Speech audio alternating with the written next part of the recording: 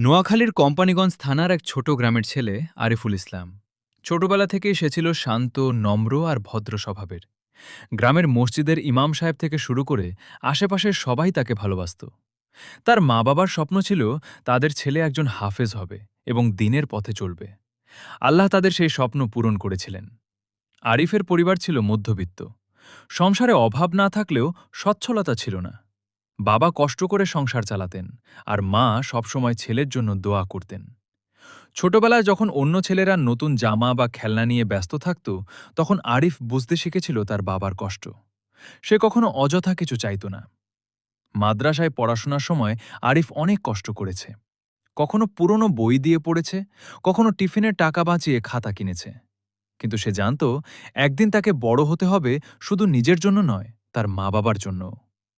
বছরের পর বছর পরিশ্রমের পর সে হিফজ সম্পন্ন করে সেদিন তার মা আনন্দে কেঁদে ফেলেছিলেন। বাবা ছেলেকে বুকে জড়িয়ে বলেছিলেন, বাবা, আজ তুমি আমাদের মুখ উজ্জ্বল করেছ। কিন্তু জীবন থেমে থাকেনি। পড়ালেখা শেষ করার পর আরিফুল বুঝতে পারে সংসারের দায়িত্ব এখন তার কাঁধেও এসেছে। তাই সে একটি মাদ্রাসায় চাকরি শুরু করে। বেতন খুব বেশি ছিল না, তবুও সেই সামান্য আয়ের টাকা দিয়ে সংসারে সাহায্য করত।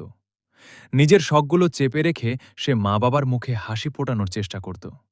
তার মা প্রতিদিন নামাজ শেষে তার জন্য দোয়া করতেন, আল্লাহ, আমার ছেলেকে সবসময় সৎ পথে রাখো। আর তার বাবা প্রতিদিন উপদেশ দিতেন, মানুষের সাথে ভালো ব্যবহার করবা, কখনো হারাম পথে যাইবা না, আর কষ্ট আসলেও ধৈর্য হারাইবা না। আরিফ বাবার সেই কথাগুলো মন দিয়ে মানত। আরিফুল ইসলামের জীবন থেকে যা শেখার আছে, মা বাবার স্বপ্ন পূরণ করা সন্তানের সবচেয়ে বড় দায়িত্বগুলোর একটি। মা বাবার দোয়া মানুষের জীবনের সবচেয়ে বড় শক্তি।